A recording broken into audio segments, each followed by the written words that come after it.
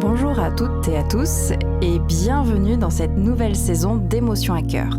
Je suis très heureuse de vous retrouver et tout aussi heureuse de retrouver mon acolyte et consoeur psychologue Sophie.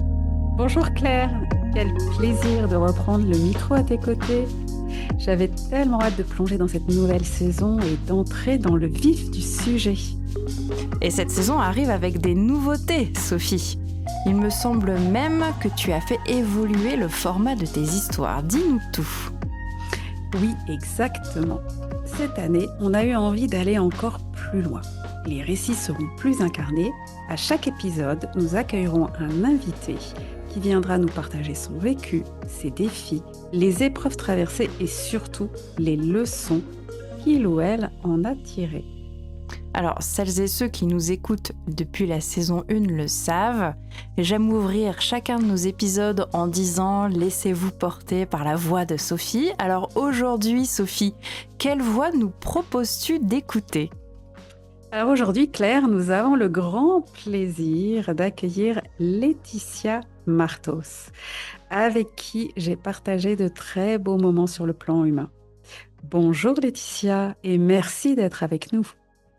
Merci, je suis ravie d'être là dans Émotions à cœur et de faire partie de cette nouvelle saison. Eh bien, bienvenue Laetitia, tu es ici pour nous parler de ton expérience, de ton parcours. Et pour commencer, j'aimerais te proposer un petit jeu. Je vais simplement te dire « Il était une fois » et je te laisse nous raconter ton histoire. Alors, installez-vous confortablement et laissez-vous porter par la voix de Laetitia. Alors, il était une fois une petite fille qui était un peu trop vivante surtout, trop parlante, trop expressive, un peu trop intense. Et cette petite Laetitia, elle a grandi avec ce même niveau d'intensité et elle a fait un choix radical. C'est celui de ne jamais se compromettre. Ce qui forcément a fait des vagues, des très grandes vagues et des très grandes tsunamis, puisque quand ce n'est pas nous-mêmes qui portons le compromis, eh bien forcément ça fait des vagues dans l'entourage. Et c'est l'histoire que j'aimerais vous partager. Merci Laetitia, c'est pour ça que j'avais envie de te donner la parole aujourd'hui. On a partagé des choses très humaines, très vraies, et ton authenticité, j'aimerais vraiment que nos auditeurs puissent en profiter. Et parce que aussi, ton parcours, il illustre vraiment profondément ce que signifie reprendre son pouvoir personnel. Et je crois, Laetitia, tu as pris un tournant très fort à plusieurs mêmes moments de ta vie. Après une carrière dans le marketing, la communication, tu t'es lancée dans l'entrepreneuriat. Et de fil en aiguille, au fur et à mesure des années, tu as développé le self-leadership. Est-ce que tu peux nous expliquer un petit peu plus ce que c'est le self-leadership ? Bien sûr. En fait, dans nos sociétés modernes et surtout quand on a la chance d'occuper des postes un peu importants, on parle toujours de ce fameux leadership. C'est un peu comme si tout le monde en parlait, mais personne ne l'avait jamais vu. Et ce leadership, il y a comme un inconscient collectif derrière ça qui serait lié à mener des équipes. Donc, être un peu la locomotive, celui qui passe devant, celui qui a la force en fait de passer devant et qui va derrière lui ou derrière elle amener d'autres personnes. Alors ça peut être vu dans une entreprise avec une équipe, ça peut être vu dans un domaine familial avec une grande famille, ça peut être vu dans l'entrepreneuriat avec des clients. En fait, ça s'applique à tous les domaines. Ce leadership, pour moi, il a une teinte alpha. Vous voyez ces personnalités alpha, je vais devant, je suis le plus fort du monde, je viens pour nourrir la troupe, je lead ma meute de loups affamés, voilà. Et alors moi, ça m'a jamais parlé. Et on me disait, oh là là Laetitia, mais rien que quand on te voit, t'es quelqu'un qui lead. Et alors moi, je me disais, mais qu'est-ce que les gens voient de moi que je ne vois pas ? Parce que je suis entourée de gens intelligents, donc ils devaient certainement avoir raison, mais moi, je ne le voyais pas du tout. Et en fait, à force, avec les années, parce que je n'ai plus 20 ans, donc ça, c'est le bon côté de l'âge, j'ai compris qu'en fait, c'est pas que j'étais leader au sens que je lead d'autres personnes, c'est que j'ai cette capacité qui m'a été donnée, hein, c'est pas grâce à moi, je suis née avec ça, cette capacité de me leader moi-même dans ma propre vie. Et c'est déjà énorme.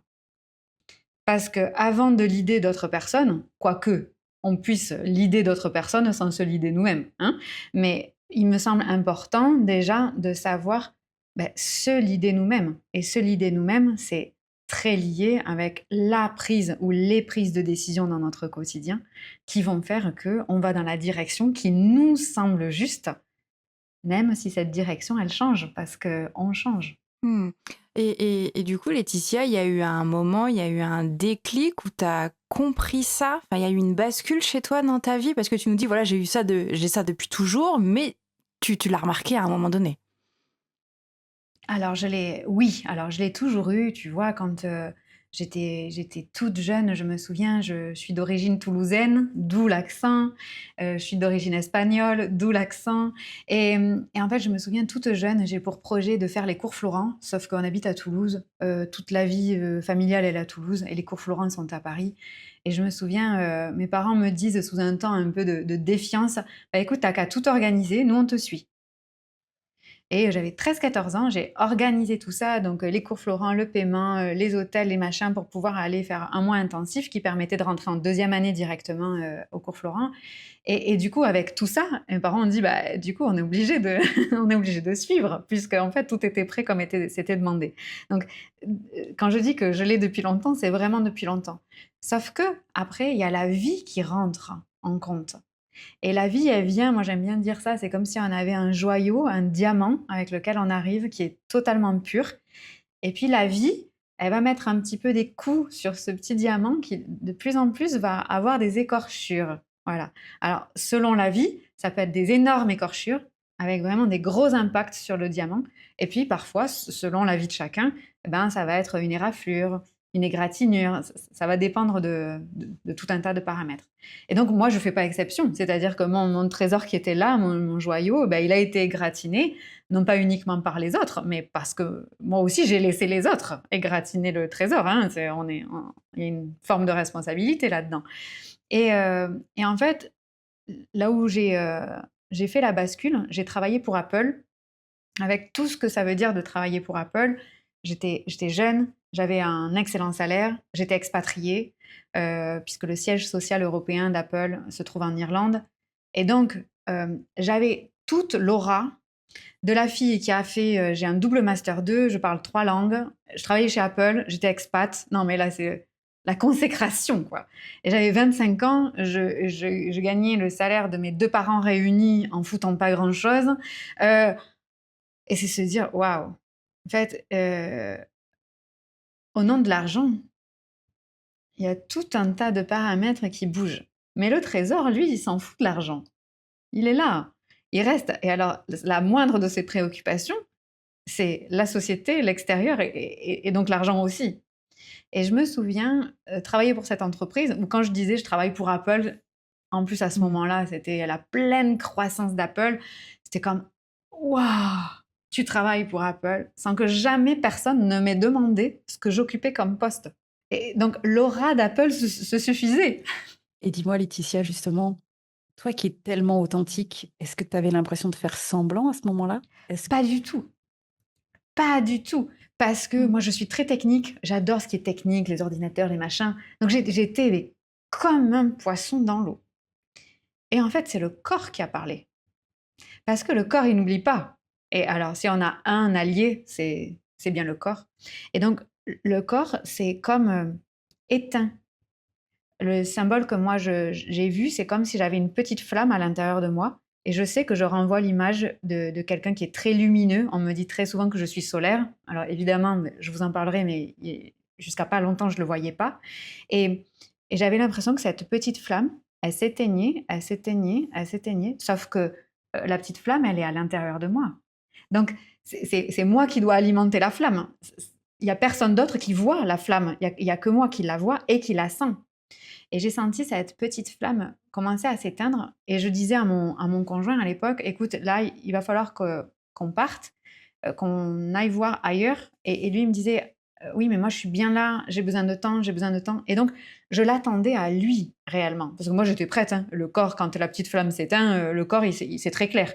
On dit qu'on manque de clarté, on manque pas de clarté. On manque soit de courage, soit de foi, mais on manque jamais de clarté.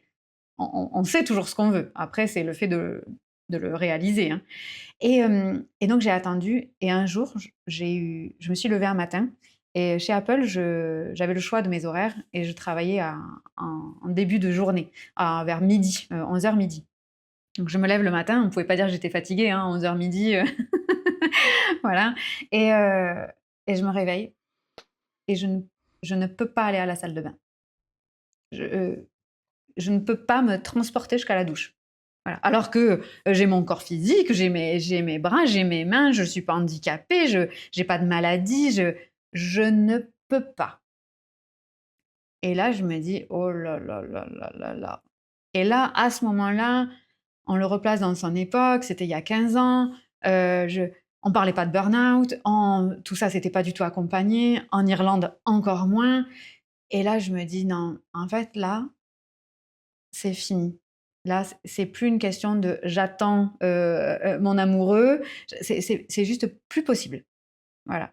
Et là, à ce moment-là, c'est le déclic où je me dis, c'est la première fois de ta vie où tu as laissé le rythme, que moi j'appelle le rythme organique, c'est-à-dire notre rythme propre, dans les mains de quelqu'un d'autre, c'est-à-dire l'amoureux, mais l'amoureux, il n'avait rien demandé, hein, c'est moi qui suis responsable, hein.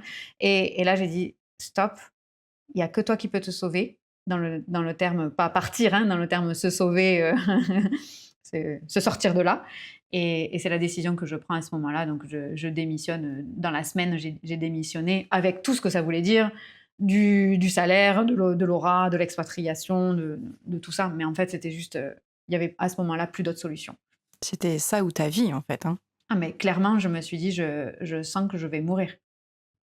Alors que je ne mourrais pas vraiment dans les termes médicaux du terme, mais vraiment, et j'avais à ce moment-là des pensées en me disant, bah, en fait, si la vie c'est ça, bah non, en fait, moi je suis pas disponible pour cette vie-là. Donc, je pense qu'il y avait d'autres choix. J'aurais pu continuer, en vrai. Mmh. Avec le joyau que je porte, j'ai une responsabilité trop grande de vivre une vie joyeuse. Et là, c'est pas le cas. Et donc, du coup, Vas-y, excuse-moi. vas-y. Bah, ce qui m'interpelle, c'est effectivement, tu parles de courage. Il faut avoir un certain courage pour faire ça. Pour dire, je quitte tout, je lâche tout, je me choisis moi. Quand tu regardes, du coup, 15 ans après, quand tu regardes tout ce chemin, le choix, il était bon de tout quitter? Ah non, mais il n'était pas bon. Il était vital, exceptionnel, miraculeux. Il était tout. Et souvent, les gens... Parce que du coup, j'ai continué à vivre ma vie comme ça. Parce qu'en fait, une fois qu'on fait ce choix-là, bah, il y a plus de limite, en fait. On s'aperçoit que si je fais ce qui, à ce moment-là, me semble être le plus difficile, en fait, il y a tout un tas de choix dans la vie à d'autres moments qui du Sont coup plus n'ont plus, faciles. eh ben oui, n'ont Ouais, plus de limite. Et sachant que pour l'un, alors moi c'était le travail, mais pour l'autre ça va être quitter quelqu'un, pour l'autre ça va être quitter sa famille. Enfin, évidemment, ça prend la couleur de nos propres vies. Ce qui est sûr, c'est que grâce à cette décision, j'ai compris quelque chose d'essentiel, c'est que je croyais vraiment que ce genre de décision, elle demandait du courage, avec le mot courage.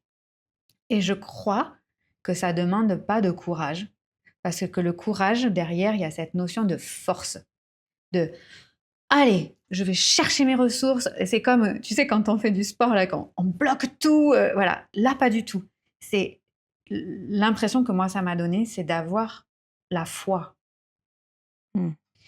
Et la foi en soi. Parce que moi, j'ai pas de religion. Je crois qu'il y a quelque chose de plus grand qui existe, mais j'ai pas de culture religieuse. Et là, ça demande d'avoir la foi en soi. Mmh. Et, Et c'est ça, ouais, tout à fait. Tu parlais au tout début justement, si on peut relier la foi avec ton joyau intérieur. Est-ce que tu as toujours été consciente depuis toute petite que tu as ce joyau?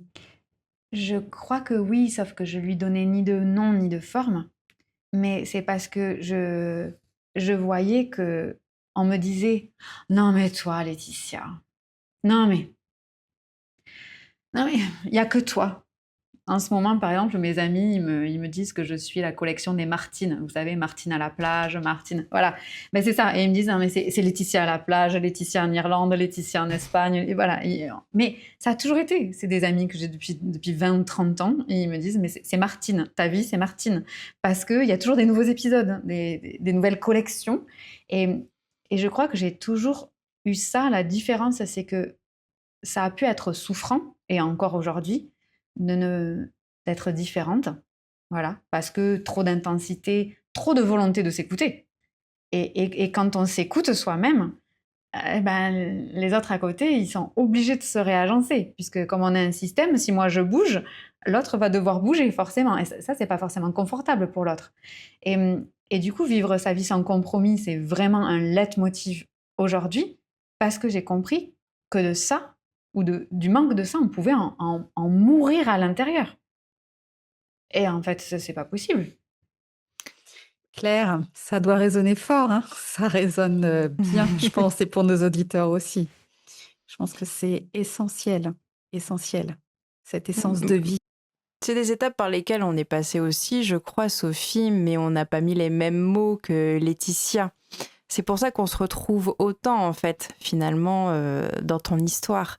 Laetitia, j'imagine que du coup, tu as dû voir autour de toi qu'il y avait des gens qui devaient vivre un peu les mêmes situations, et c'est pour ça que tu t'es lancée dans ce que tu proposes aujourd'hui pour aider ces personnes. Alors, je crois que non. Je crois que ça. Je crois que j'ai cru que je pouvais aider, Ouais. mais en fait, c'est comme si, et ça, je le crois vraiment, je crois que vraiment, on est venu dans cette vie-là avec comme un petit bagage, tu vois, un petit pack de trésors, voilà, et qu'on est venu mettre à disposition des autres, et que chacun va mettre à disposition des autres ce petit joyau de manière très différente. Et, et moi, vraiment, j'ai eu besoin d'expérimenter la vie. Et quand je dis expérimenter la vie, c'est vraiment tester des trucs, quoi. Tester des trucs.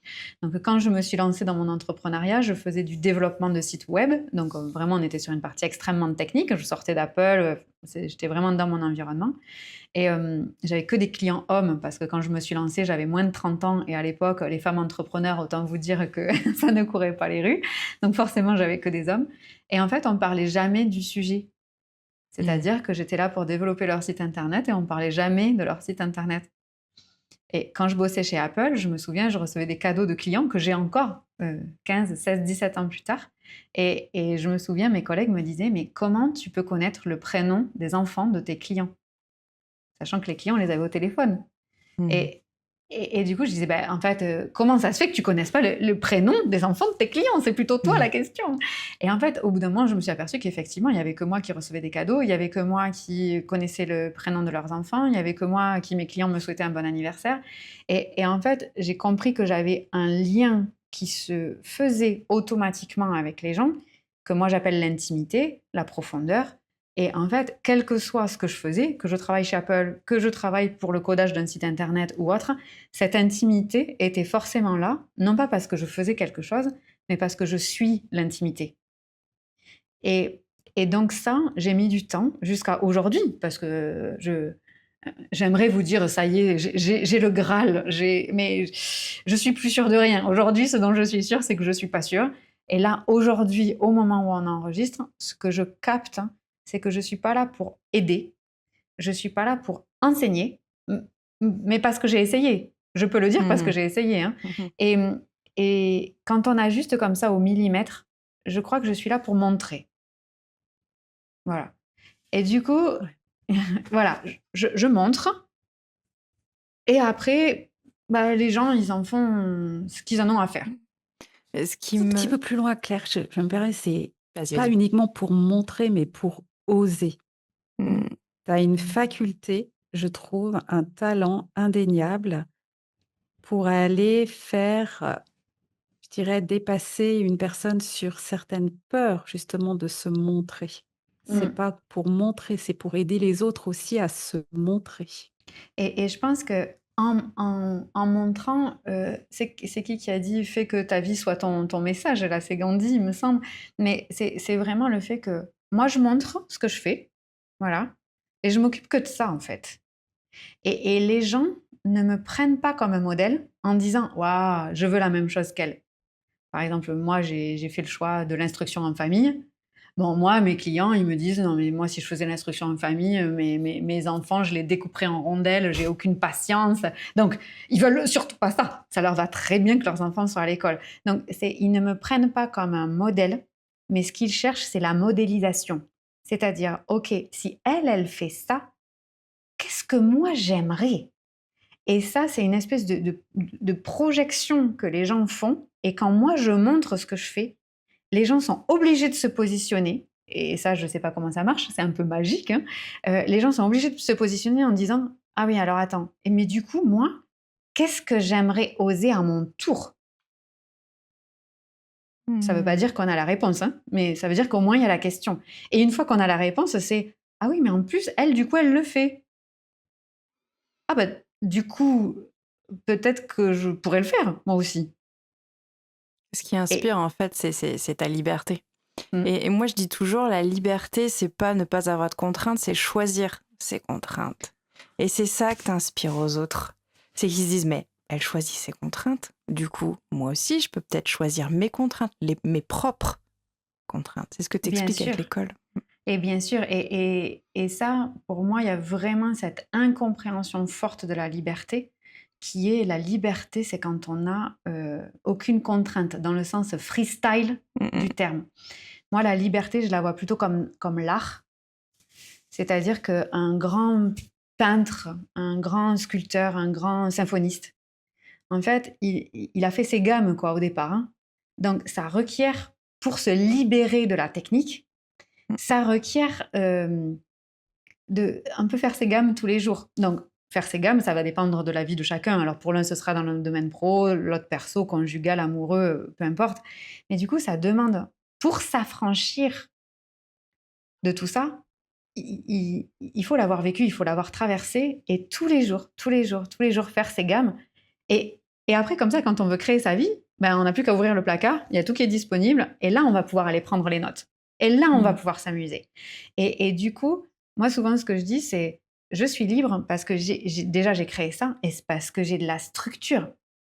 Ouais. Et souvent, je donne cet exemple. On imagine un peintre, il a la fulgurance, ça y est, je veux faire. On imagine c'est Dali, il est 4 heures du matin, tout à coup, la fulgurance de faire les montres molles, voilà. Mais en fait, s'il se lève et qu'il va dans son atelier et qu'il n'y a pas le canevas, qu'il n'y a pas les pinceaux, qu'il n'y a pas la peinture, et que là, à 4 heures du matin, il dit bon, mais je ne peux pas acheter tout ça, donc je vais attendre demain. Et puis demain, il faut aller acheter tout ça. Et puis je veux la peinture spécifique. Ça y est, la fulgurance, elle est partie.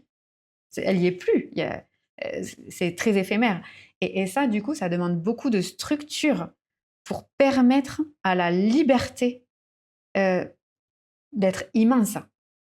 Et souvent, on voit la structure comme la contrainte à l'opposé de la liberté, alors que c'est la structure et la contrainte qui permettent la liberté. Et ça, ben, en tant que femme aujourd'hui, je pense que c'est important dans le cadre de cet épisode, c'est que moi qui voyage quand même un petit peu, on a une sacrée responsabilité aujourd'hui en tant que femme libre de porter haut le fait qu'on ait le choix. Parce que la liberté suppose de choisir. Non pas de renoncer, mais de choisir, comme tu dis, les contraintes, la structure, etc. Et il y a des femmes qui, aujourd'hui, n'ont pas le choix. Mm. C'est la définition même de la liberté. Donc, je veux dire, on a du boulot, hein, en tant que femme, de se dire, alors souvent on entend sur les réseaux sociaux, c'est la mode, ça, moi je veux plus choisir, je veux tout. Mais excusez-moi, mais ça tient pas la route, parce que du coup, si on n'a pas de choix, on n'a pas de liberté. Et je peux vous dire que mon voyage le plus récent, où j'ai passé un mois en Inde dans des familles indiennes, bah, il y a des femmes qui rêvent de pouvoir choisir. Donc, purée, choisissons, quoi. Choisissons, parce qu'on a les codes de la liberté, et comme on est tous unis, on va pouvoir le leur transmettre. Mais le choix est la donnée primordiale de la liberté. Mm. Et ça demande de choisir tous les jours. Hein. C'est clair, c'est un choix. Oui, tout à fait, c'est tous les jours. Et j'ai envie de te demander, Laetitia, à une personne qui n'ose pas, mais qui te suit, qui t'écoute très régulièrement, quel conseil tu pourrais te donner pour qu'elle vienne à ta rencontre? Bah, juste avant d'être avec vous, là, j'étais devant mon ordinateur et j'ai posté un message avec plein de gros mots dedans. Et je disais, en fait, la seule personne qui devrait nous impressionner, c'est nous-mêmes. En fait, on devrait se coucher le soir et se dire, putain de merde, mais c'est moi qui ai fait ça. Et c'est la seule personne par qui on devrait vraiment être impressionné. Et pour ça, pour avoir le putain de merde, juste avant, il faut avoir décidé de quelque chose quand même. Voilà.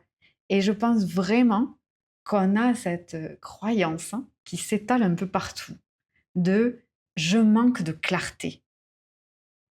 Moi, je peux vous dire, en 13 ans, à moins que j'ai rencontré que des extraterrestres, ce qui est fort possible, hein, mais je n'ai jamais vu personne, homme, femme, à n'importe quel âge, qui manquait de clarté.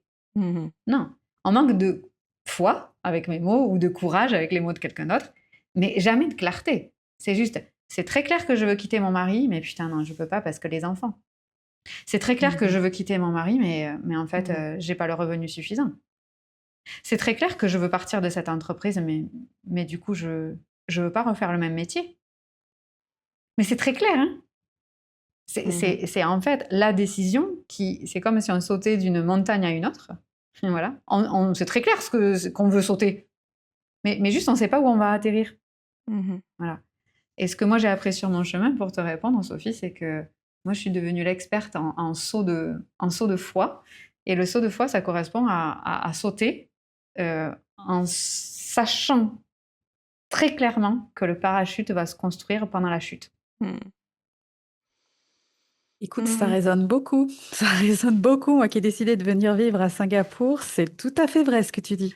Si on attend de savoir où on va atterrir, ben, on perd la beauté du chemin. Ça, c'est clair. C'est ce que je rencontre souvent aussi dans mes consultations, hein, Sophie et Laetitia. Et moi, je parle pas de foi, mais je parle de faire confiance à ce qui va arriver et faire confiance en ses capacités à pouvoir rebondir, à pouvoir saisir les opportunités. Et ça demande de prendre soin de soi, de ses capacités, d'avoir en fait son plein potentiel prêt pour pouvoir rebondir. Et ça, moi, souvent, je dis, en plus, quand on est une femme, on a la possibilité de créer la vie. Mm. Et moi qui ai eu la chance d'attendre des bébés, j'ai rien fait.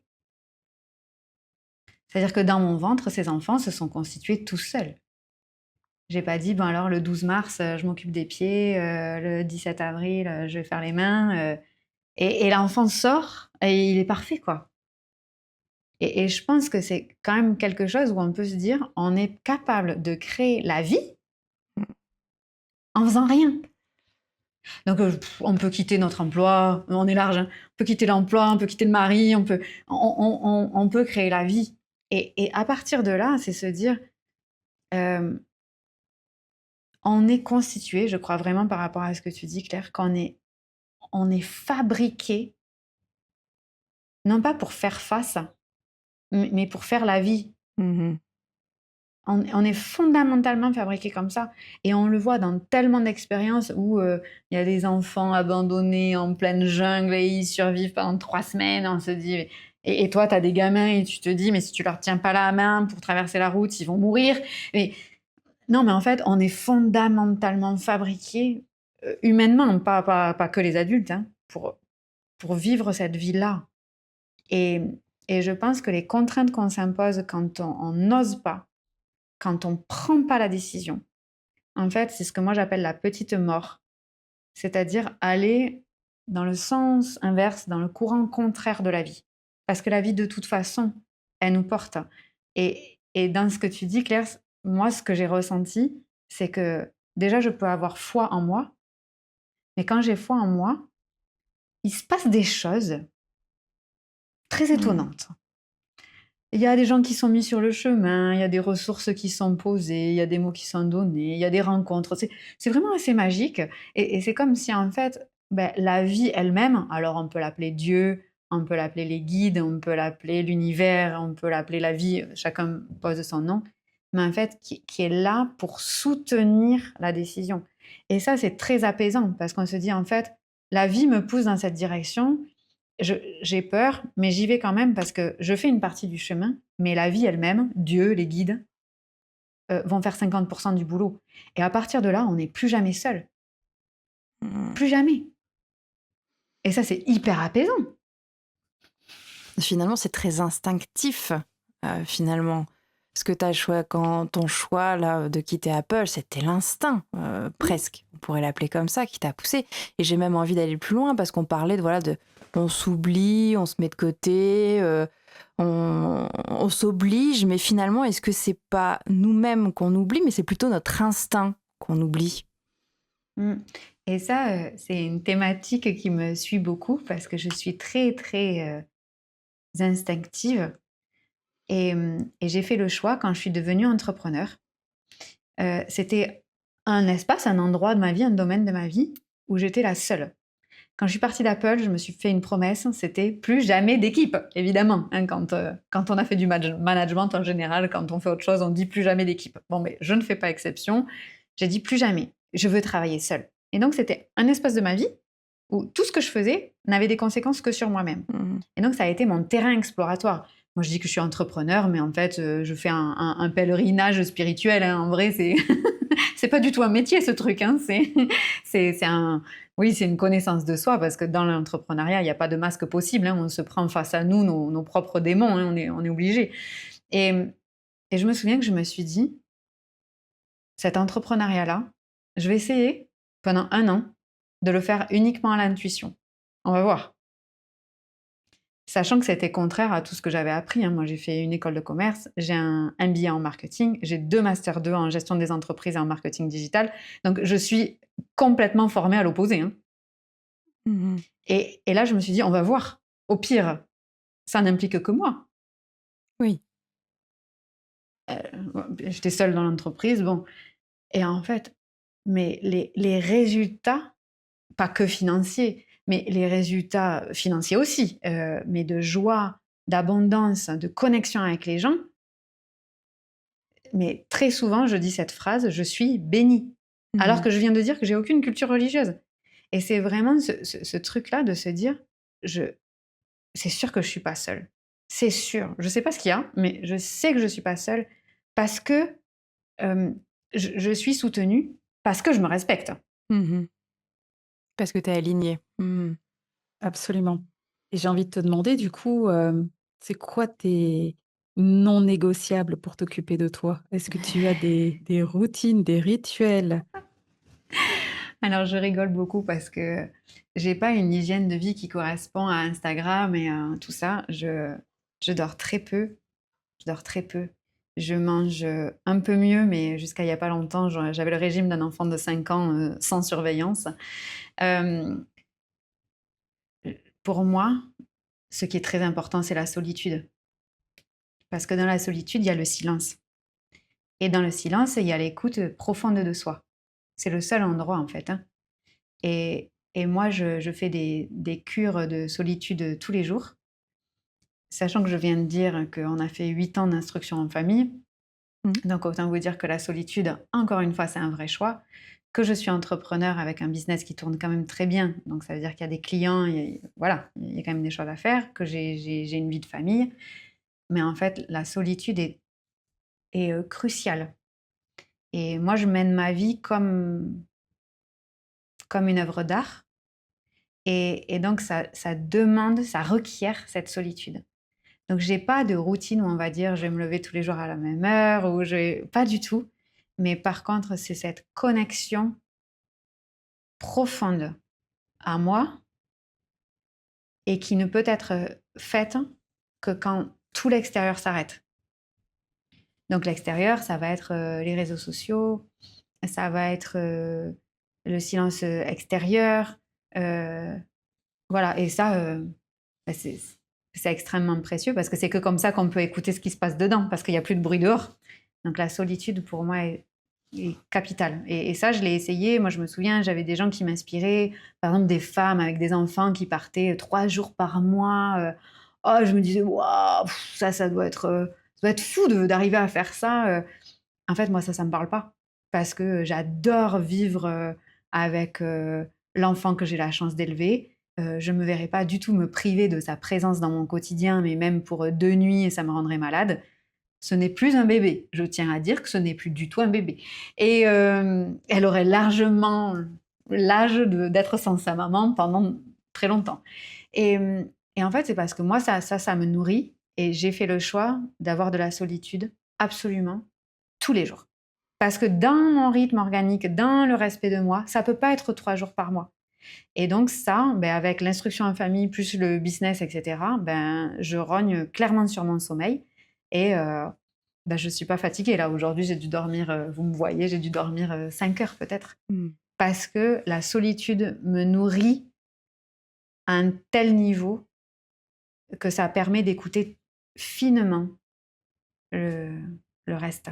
Ouais, j'adore, Laetitia. Je trouve ça hyper déculpabilisant. Tu trouves pas, Sophie? Allons manger des frites tout seul dans notre lit. Mais carrément. Et souvent, tu sais, quand mon conjoint avec qui on partage notre vie, il me dit, mais c'est pas possible. C'est-à-dire que tout le monde est malade. On a un rhume carabiné, tout le monde tousse. Mais comment tu fais pour pas tomber malade? Parce que je ne tombe pas malade. Ouais, tu t'écoutes.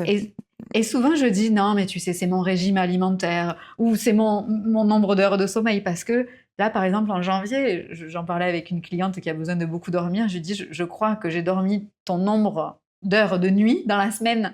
Et alors, elle me disait, mais je sais pas comment tu fais. Et ça, moi non plus, je sais pas comment je fais. Mais tu sais, mais en fait, je te coupe, mais quand on se force à faire des choses, on utilise énormément d'énergie. Enfin, on se grille. Tandis que quand c'est facile, on utilise moins d'énergie. Moins d'énergie. Et c'est ce truc que souvent, je sais que je représente pour les gens, je donne cette image du flow. C'est très fluide, c'est très comme de l'eau. Et je sais que je donne cette image, mais je crois que c'est parce que c'est vrai. Par exemple, en ce moment, j'ai pas faim. Et c'est simple, je mange pas. Enfin, et c'est des trucs un peu de la vie de tous les jours et que je fais parce que j'ai fait un choix très fort de liberté et du coup, il n'y a pas d'empreinte sociale ou sociétale. Donc ça veut dire, je vous donne un exemple très concret, j'ai une belle-mère adorable et en fait, moi, je ne peux pas manger avec une lumière au plafond. Je ne peux pas faire ça. Je peux pas faire ça. Et du coup, quand j'arrive chez elle, je lui dis, ça t'embête pas si je mets d'autres lumières? Alors, je sais pas si elle le fait parce qu'elle ose pas me dire que non ou machin. Bon, en fait, je m'en fous. Si les gens, eux, respectent leurs normes sociales et sociétales, c'est leur problème. Et moi, j'allume d'autres petites lumières. Il y en a 150 000, donc il n'y a pas de problème. Et j'allume ces lumières et au moins, moi, je me sens pas bien. Si elle me disait, écoute, non, Laetitia, et moi, j'ai 70 ans, j'y vois rien, je vois même pas ce que je mange, je sais pas comment on ferait. Mais en fait, quand on vit sans la contrainte de l'extérieur, ça facilite beaucoup. Mais ça, c'est tout un chemin parce que j'en parlais récemment. Dans le domaine professionnel, par exemple, je faisais des lives. J'adore faire des lives pour partager, pour montrer, etc. Et je me forçais à ce que ça dure pas longtemps. Ça, c'est une norme appliquée, par exemple, à la communication. Et je me disais, non, mais quand même, les gens, ils vont pas rester sur leur écran pendant 30 minutes à t'écouter, ils ont d'autres choses à faire. Et puis un jour, j'ai entendu la voix à recycler, à mettre dans la poubelle jaune, là. Et là, j'ai dit, non, mais en fait, moi, les gens avec qui je suis en connexion, 20 minutes pour aborder un sujet, c'est rien du tout. Moi, les gens avec qui je suis en connexion, ils vont trouver qu'en 1 heure, le sujet est à peine abordé. Donc, je peux y aller. Et donc, je me suis mis à faire des lives sans prendre en compte le temps. Et en fait, je me suis rendu compte que mes lives, ils n'étaient pas beaucoup plus longs que ça. Mais, comme tu disais Claire, on ne va pas racler une ressource Ouais, incroyable à l'intérieur de nous, parce qu'en fait, on est dans la fluidité. tu laisses Et en faire. fait, le résultat, honnêtement, au lieu de faire des lives de 20 minutes, ils font 30. Bon, en fait, réellement, ils ne durent pas non plus 4h30. Mhm. Mais ça, je crois que c'est vraiment le fait d'aller l'expérimenter. Et on n'est pas que des êtres spirituels, on est des êtres matière. Et il faut y aller pour voir. Ok, j'essaye, et puis oui ou non. Au lieu de courir après des chimères et de se dire un jour je ferai ça, oui, non, un jour je ferai ça. Moi, je me souviens, j'ai eu ça. Un jour, moi, j'aimerais trop gagner 50 000 euros par mois. Voilà, ben, je les ai gagnés. Ben, je peux vous dire que ça n'a rien changé à ma vie et que je me suis dit, bon, ben, en fait, oui, sur le papier, c'est bien. Dans l'expérimentation, je ne vois pas l'intérêt. Mhm. Mais pour ça, il faut y aller, parce que sinon, en fait, on passe notre vie à courir après des illusions, qui sont des illusions portées par l'extérieur, et qui n'ont aucun sens pour nous dans ce chemin qu'on fait aujourd'hui. Mhm. Est-ce qu'aujourd'hui, tu as le sentiment d'exister pleinement? Oh, plus que jamais au moment où on fait cette interview. Et c'est étrange, parce que cette interview, on avait programmé de la faire il y a un mois. Et un peu plus de mois même. Mhm. Et on connaissait donc toutes les trois le sujet. Oui. Et en mois de décembre, j'ai vécu ce que j'ai appelé une fulgurance, parce que j'ai pas d'autre mot. La fulgurance, c'est comme un éclair qui vient créer un avant-après. Souvent, les gens, ils racontent ça quand ils ont vécu une expérience de mort imminente, Mm. une maladie, un deuil, vraiment un trauma énorme. Et parce que je le sais, parce que j'ai des clients qui me le racontent. Et moi, j'ai vécu ça sans avoir à passer par là. Et le plus étonnant, c'est que 2 jours avant, j'avais ouvert un espace dans mon environnement professionnel, mais qui pour moi n'est pas un travail. Pour moi, c'est ma manière de m'exprimer. Et je suis payée pour ça, donc c'est quand même formidable. Et j'avais ouvert un espace qui s'appelle Sublime. Et parce que la sublimation, euh, chimiquement, c'est le concept de passer d'un état à un autre sans passer par les étapes intermédiaires. J'ouvre ça le 26 décembre, dans la nuit, puisque je questionne pas. On est la nuit, j'ai une idée, je me dis je vais lancer ça. Ben, du coup, je questionne pas, je me lève, je prends mon ordi, j'envoie un mail, je ferme mon ordi, je vais dormir, je me lève le matin. Dans la journée, j'ai fait 20 000 euros. Ça, c'est du Laetitia tout craché. C'est Martine, c'est Martine. Et juste parce que j'ai écouté ce truc sans questionner, et je me suis pas dit, non mais attends, Laetitia, c'est 4h du matin, tu vas pas prendre ton ordinateur parce que ton conjoint, il dort à côté, il y a tout le monde qui dort, c'est pas le moment, il faut que tu te reposes, maintenant, demain t'as de la route, oui, demain on avait de la route, oui, il y avait mon conjoint qui dormait, oui, bon. Donc j'ai ouvert ça, et il y a des femmes incroyables qui ont rejoint cet espace-là, qui allait ouvrir en janvier. Donc il était créé, mais il était créé dans l'énergie, on n'avait pas commencé ce jour-là. Et 2 jours après ça, j'ai vécu cette fulgurance, comme si l'univers, Dieu, l'énergie, voilà, chacun son mot, était venu dire tu veux faire l'expérience de la sublimation? Ben vas-y. Ouais, dans ce que tu dis, il y a le respect de son énergie, mais il y a aussi le respect du timing. Oh oui. oui. Ouais, mais même, enfin, je pense que le timing, en fait, c'est que tu sais le choper, en fait. Ouais, ouais. C'est-à-dire, c'est ça surtout. C'est te dire, c'est maintenant et c'est pas demain, c'est pas dans 3 heures, c'est maintenant. Et ça, je peux le faire parce que j'ai une neurodivergence, et du coup, j'ai un cerveau surentraîné à penser, à analyser. J'ai un super cerveau, hein. Mais pour prendre des décisions, c'est la mort. Ouais. C'est impossible. Totalement contradictoire, Laetitia, Oui, avec tout ce oui. que tu nous as dit jusqu'à maintenant. Totalement contradictoire. Mais du coup, ce cerveau, dès que je lui donne des trucs à manger, mais il fait je sais pas ce qu'il fait, il fait un festin de ce truc-là. Et je pense que le cerveau, il est super bon pour analyser, mais il n'est pas du tout là pour prendre des décisions. Et du coup, dans mon hygiène de vie, je suis obligée de prendre la décision avant que le cerveau se mette en fonction. Mais mon cerveau, il est super rapide. Donc, j'ai quelques secondes. Souvent, je dis, en général, j'ai moins de 10 secondes pour agir. Parce que déjà, au bout de 3 secondes, bah, évidemment, le cerveau, en tout cas mon cerveau, il s'est déjà mis en fonction. Mais au bout de 15 secondes, il a déjà créé le plan comme Steven Spielberg, quoi. Tout ce qui pourrait arriver si jamais, le pire, la mort, non mais la totale. Et du coup, j'ai cet interstice, mais qui est très fin pour agir, parce que sinon mon cerveau se met en fonction et il remet en question moi. Ça demande de se connaître, en fait. C'est comme tu connais ton cerveau, ta neurodivergence, et ben tu mets ce plan d'attaque finalement en place, c'est je réagis en 3-4 secondes. Voilà, et ça pour tout. Pour tout, mais ça veut dire aussi j'ai dit que je voulais aller faire le plein d'essence alors qu'il me reste un peu d'essence. Puis je suis dans ma voiture, je me dis non, on n'y va pas. Là, mon cerveau, il se dit, alors attends, si j'y vais pas, après je vais chercher les enfants à l'école, et après je vais revenir, et après il y a le judo, et j'aurai pas le temps. Et du coup, j'y vais, parce qu'effectivement, sur le papier, ça semble être le bon moment pour aller faire le plein d'essence. Et du coup, là, c'est le moment où il faut accélérer. Ne t'arrête pas. Et il y a ces espèces de machins contradictoires. Je sais plus quel président américain a dit à son chauffeur de taxi, je suis pressé, alors surtout ralentissez.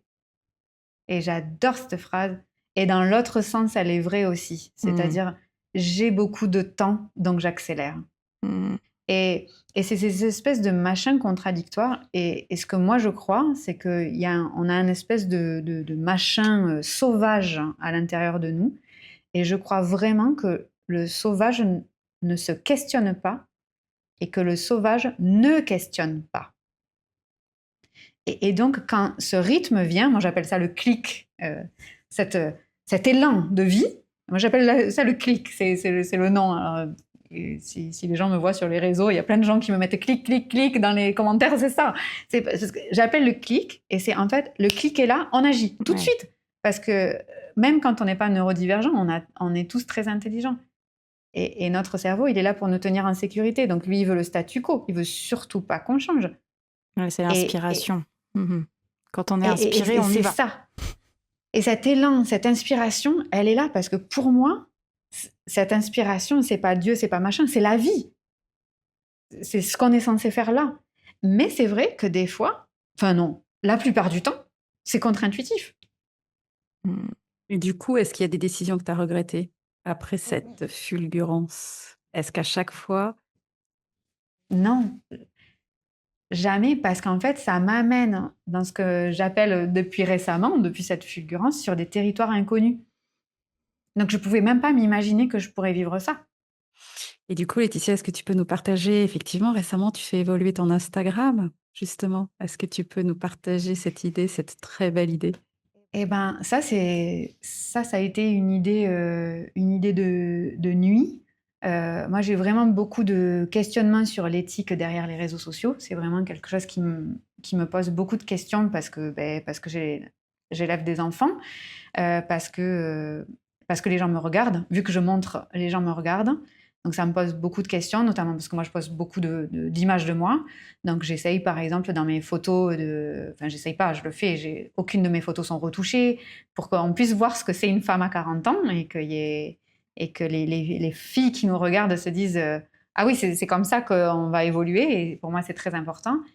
Et en fait, j'ai vraiment cette problématique avec Instagram qui est un égrégore qui appelle à être toujours plus nourri pour avoir de la visibilité. Et quand on est entrepreneur, la visibilité est une donnée importante pour pouvoir vivre de son métier.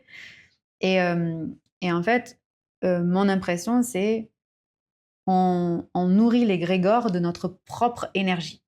Oh, alors ça, vu ce qu'on a partagé, pour moi, c'est très compliqué parce que pour moi, les systèmes, ils sont là pour soutenir nos égrégores intérieurs. Mais on ne doit surtout pas nourrir de notre énergie humaine un égrégore digital. Enfin, c'est terrifiant. Et du coup, j'ai vraiment ces pensées avec moi. Je discute de ça avec d'autres entrepreneurs au quotidien aussi. Hein, donc ça, c'est vraiment une partie éthique. Et puis, un soir, je me couche, je me dis, écoute, demain, je m'en occupe. Je ne veux pas participer à ça. je vire l'Instagram, stop quoi. En fait, au lieu de discuter avec moi-même sur ce sujet, c'est quand même plus facile d'arrêter ça et de terminer. Ok. Puis je vais au lit en me disant, mais to-do list pour demain, virer mon compte Instagram, basta. Puis moi, j'ai aucune émotion par rapport à ça. Ok. Et puis, la nuit, je me réveille. Et suite à cette fulgurance, lors de cette fulgurance, j'ai été comme connectée à la source de l'amour. L'amour illimité, quoi. Et je me réveille dans la nuit, pas pour aller faire pipi, pas parce qu'il y a du bruit, pas... Non. Parce que plus on écoute les messages, plus les messages viennent. Et moi, j'ai toujours dit que j'étais très cartésienne, très les pieds sur terre. Et je crois que je suis quand même une nana très les pieds sur terre. Et là, j'entends, sauf si tu parles d'amour.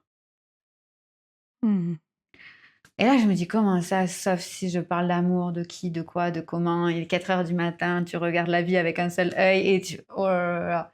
Je finis de dormir avec ça. Et le matin, je comprends, avec là, cette fois-ci, mon cerveau qui est génial parce qu'il permet d'analyser, de coordonner, de structurer, de machin.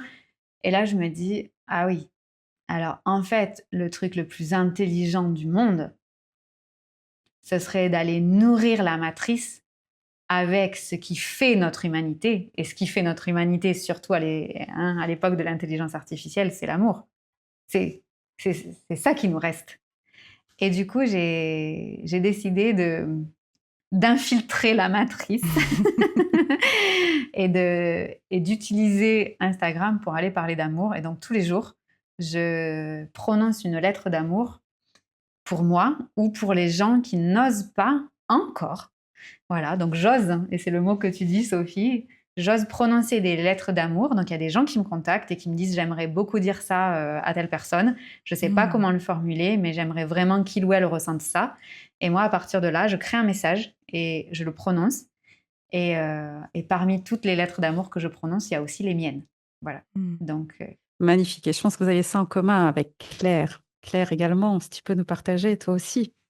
Tu partages des poèmes. Tu as aussi un fil Instagram qui rejoint beaucoup le fait d'aller nourrir cette matrice de belles pensées.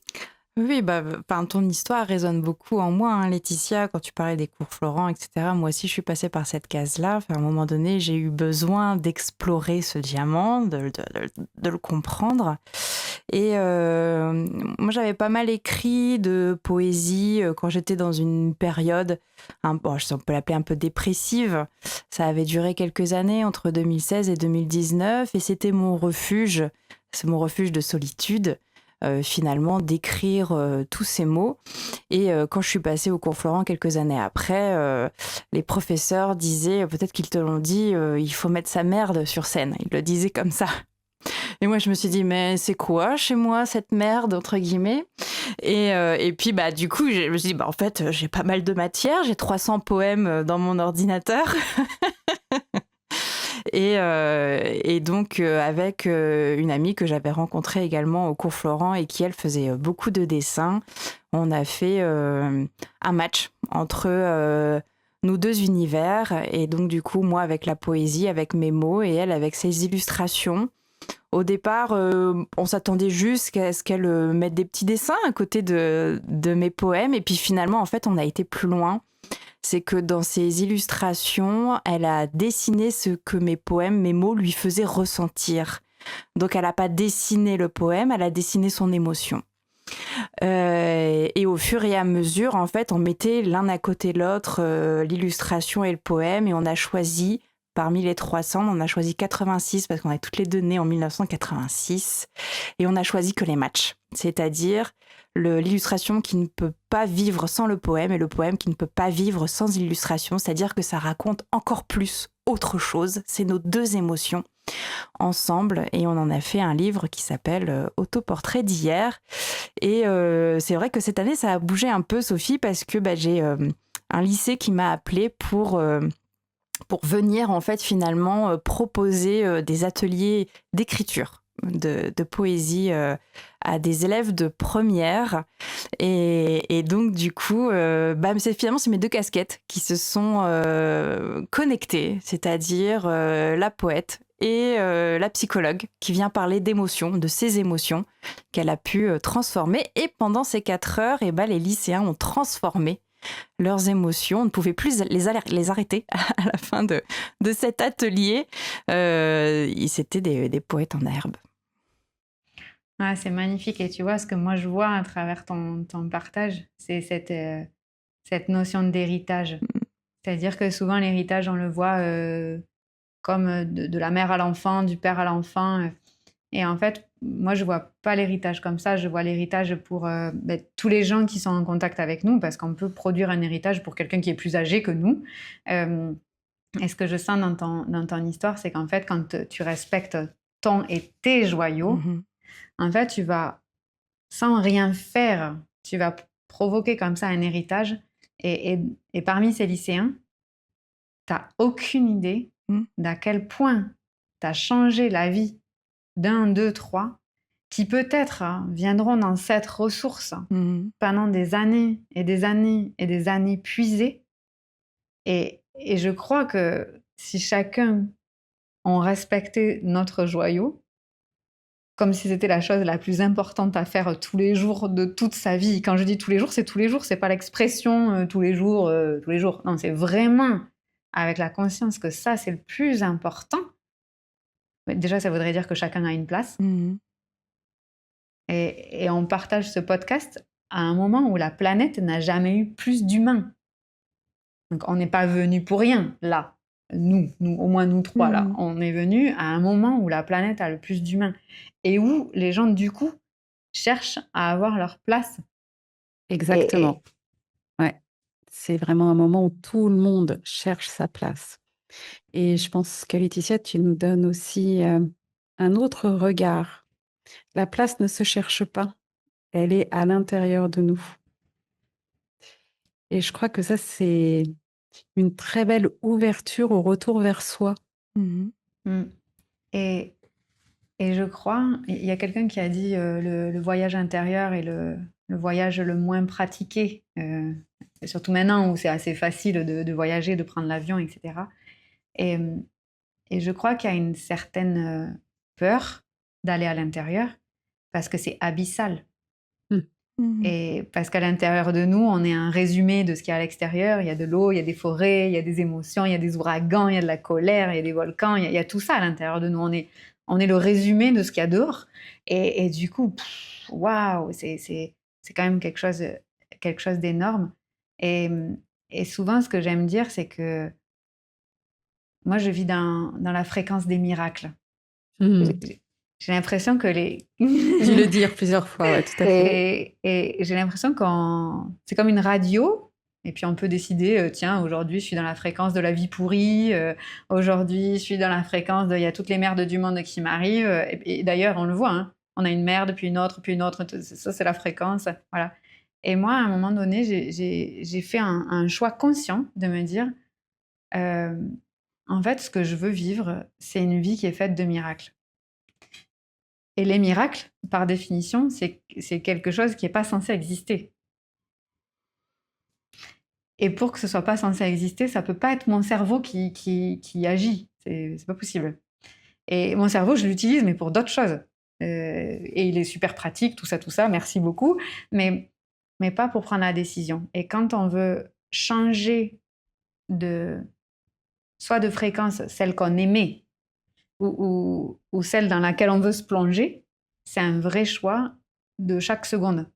Moi, je vote pas politiquement depuis longtemps parce que j'ai vécu beaucoup à l'étranger et du coup, je me voyais ni voter pour là où j'habitais, ni voter pour là où j'habitais pas. Enfin, du coup, je vote plus depuis vraiment longtemps. Par contre, je fais un truc hyper politique, c'est que je vote pour ce que je veux émettre dans la vie toutes les secondes. Et quand on change d'égrégore, comme moi là j'ai fait dans le dernier mois, mais c'est toutes les secondes. Parce que notre cerveau, il nous ramène, tu sais, comme la machine à écrire avant, tu sais, quand ça arrivait à la ligne, on devait faire tiens, et là, désolé pour les auditeurs qui ont moins de 30 ans. Mais sinon, tu sais, ça te ramène automatiquement à ce que tu as toujours connu comme vrai. Et ça, c'est assez désarmant de vivre une vie où en fait, tout ce que tu as appris ne tient plus. Moi, la première grande illusion professionnelle que j'ai eue, c'est quand on est passé en instruction en famille. Donc clairement, je travaillais plus la journée. J'avais un enfant de 3 ans avec moi. Donc autant vous dire, je pouvais pas faire des visios et des machins. C'est pas possible, hein. Et j'ai arrêté de travailler la journée. Je travaillais moitié moins de temps. J'ai doublé mon chiffre d'affaires. Et c'est ça, ouais, ça c'est. Et je pense que nos auditeurs qui vont nous écouter, surtout aller voir sur YouTube, sur Facebook, Laetitia, parce que je me rappelle bien de ça. Je me rappelle Et bien de ces épisodes. tu vois, et ça, quand tu te dis ça, tu te dis, ben en fait, là, c'est pas la spiritualité, il faut respecter ses rythmes, machin. Non, non, là, c'est un truc vraiment très concret. Et là, moi, je me suis dit, mais en fait, du coup, travailler plus pour gagner plus, tout ça, en fait, tout ça, du coup, ça tient pas. Ah, mais du coup, qu'est-ce qui tient? Et si ça tient pas, quelles sont toutes les autres choses dans lesquelles je crois qui, en fait, ne tiennent pas? Et au fur et à mesure que moi je grandis, pour pas dire vieillir, parce que j'ai jamais beaucoup grandi, je suis toute petite. et comme j'ai pas beaucoup grandi, je suis obligée uniquement de vieillir. Et en fait, je m'aperçois qu'il y a tellement de couches d'illusions. Et quand on respecte ce déclic, cet élan, ces inspirations, on est au-delà des territoires, on est au-delà des époques, on est, c'est traversant. Et c'est là que c'est le seul endroit où on va pouvoir remettre en question l'illusion. Parce qu'on est dans la vraie vie et on va se dire, ah, mais en fait, ça marche comme ça. Ouais. Alors attends, moi j'ai toujours cru que, ah ben non, pas du tout. Ah, bon. Et là, du coup, là, on a le choix. On se dit, ok, quel est le paradigme? Quelle est la vie que je rêve d'avoir? Et c'est là qu'il faut faire un vrai choix de tous les jours, parce que notre cerveau, il va nous amener à l'ancien paradigme, toujours, parce que c'est pas qu'il est mieux, mais c'est qu'il le connaît. La machine à écrire. La machine à écrire. Ouais. Voilà, et ça te ramène. Voilà, C'est une bonne illustration, c'est souvent ce qu'on dit, mais tu l'expliques très très bien, c'est écouter son corps, et finalement, le cerveau, c'est un outil pour aller quelque part. Ah mais oui. Et puis le corps, alors dans cette vie-là, moi je suis dans le corps d'une femme, donc je fais que l'expérience de ce corps-là. Mais on a une chance formidable. C'est-à-dire qu'on a un corps formidable qui sait avant. Que le cerveau comprenne. Et avant que le cerveau comprenne. Et surtout avant qu'il analyse. Et du coup, c'est se dire, en fait, le corps ne peut pas mentir. Notre cerveau, enfin en tout cas le mien, il est super apte à se mentir, hein. Alors le mien, en tout cas, il est le professionnel de cette capacité. Mais le corps, non. Et quand je ressens ce que je ressens, ben, je le ressens. Voilà, c'est comme ça. C'est une sensation. Après, j'ai la liberté d'agir ou pas sur cette sensation. Mais moi, quand j'ai, par exemple, là, la dernière que j'ai reçue, mais j'en ai reçu plusieurs, là, c'est juste que pour une fois, je l'ai reçue dans un nouveau domaine de vie. Jusque-là, je recevais mes fulgurances dans le domaine que les gens appellent professionnel, c'est-à-dire mon entrepreneuriat, parce que c'était un domaine qui pour moi était sécure, parce que ça ne touchait pas les autres. Et quand j'ai reçu, parce que j'étais prête à aller jusque-là. Donc on est très sécure. On est très sécure parce que cet élan de vie ne nous amènera jamais sur des territoires où on sera mal. C'est extrême. L'intuition nous amène toujours jusque là où on est prêt. Donc, on craint rien, on est hyper safe. Et du coup, là, j'ai vécu cette fulgurance. Je ne vais pas vous dire parce que j'étais prête. Je ne savais pas que c'était possible.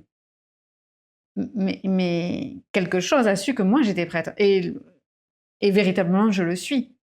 Et souvent, je me dis, putain, mais je suis contente d'avoir vécu toutes ces fulgurances dans le domaine que les gens appellent professionnel, qui est en fait, moi, mon expression.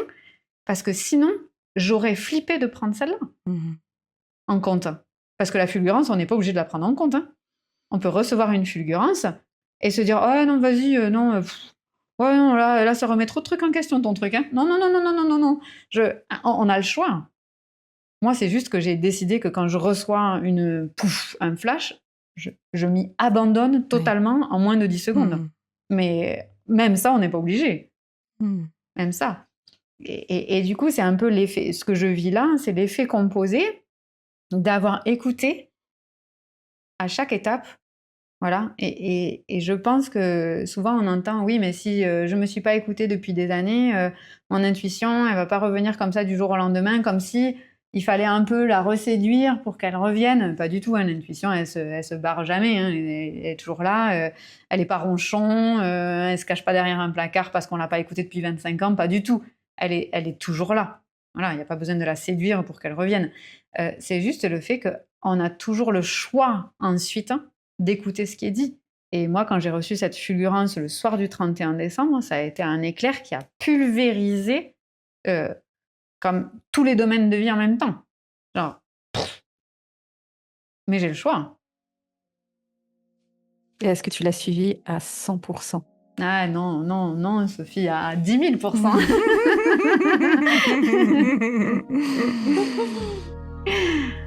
Bien sûr. Claire, je pense que nous allons arriver à la fin Ouais, de notre émission. Merci beaucoup Laetitia pour tout cet apport, ces échanges. Je pense que ça va inspirer nombreux de nos auditeurs et auditrices.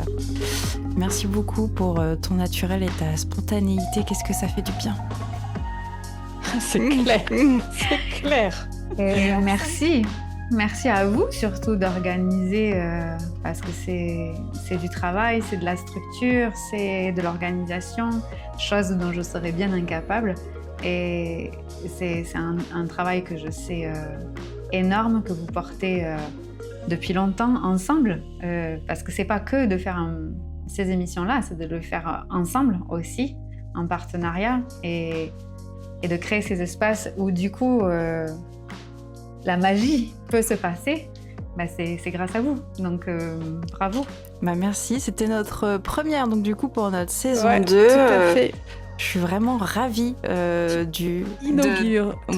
la direction que prend notre podcast. C'est tellement habité et inspiré. On avait déjà cette sensation sur la saison 1, on voulait aller vers ça. On a d'abord fait la connexion entre nous deux, hein, Sophie, chose faite dans la saison 1, et du coup maintenant on se connecte aux autres dans cette saison 2. Voilà, un grand merci. À très vite, chers auditeurs et auditrices, pour un nouvel épisode avec un nouvel invité. On vous réserve la surprise pour continuer à mettre des mots sur ce que nous avons dans le cœur. Merci Sophie. Claire, merci Laetitia. Et j'ai envie de dire, Claire, si on avait une petite phrase de conclusion lors de la saison 1 que l'on peut redire. Alors, Laetitia, on disait à une seule voix, n'oubliez pas, soyez acteur, vous êtes le héros de votre vie. Vous êtes le héros de votre vie. Alors, on y va, on le dit toutes ensemble, toutes les trois. Attention, 1, 2, 3. Vous êtes le héros de votre vie.